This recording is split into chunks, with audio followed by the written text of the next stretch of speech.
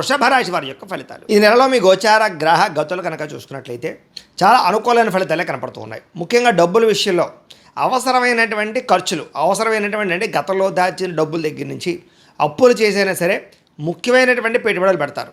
అవసరానికి సమయానికి డబ్బులు ఖర్చు పెట్టుకోగలుగుతారని చెప్పచ్చు. ప్రకృతిని ఆస్వాదించడం, అలాగే పంటలు, పాడి పంట పరిశ్రమల పట్ల ఆసక్తి బాగా పెరుగుతాయి. ఇతరులకి మంచి చెడు బోధించడం కానీ, దురలవాట్లు తగ్గించుకోవడం కానీ, మానసిక ప్రశాంతత కోసం కానీ ప్రయత్నం చేస్తారు.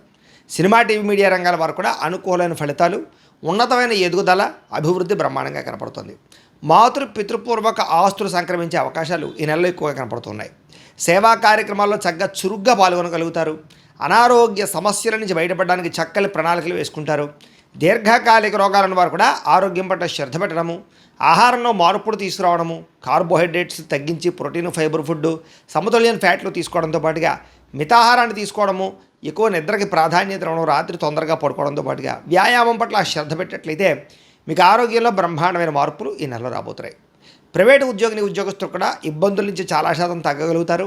ఉద్యోగ సమస్యల నుంచి బయటపడగలుగుతారు. అలాగే ఎప్పటి నుంచో తీరనటువంటి కోరికలు, ఎవరైనా కలవాలన్నా, శారీరక కోరికలు తీర్చుకోవాలన్నా, వస్తువులు కొనుగోలు చేయాలనుకున్నా, ప్రేమించిన వాళ్ళతో వివాహం కోసం ప్రయత్నం చేస్తూ ఉన్నా ఈ నెలలో అలాంటి కోరికలన్నీ కూడా నెరవేరే అవకాశం ఉంది.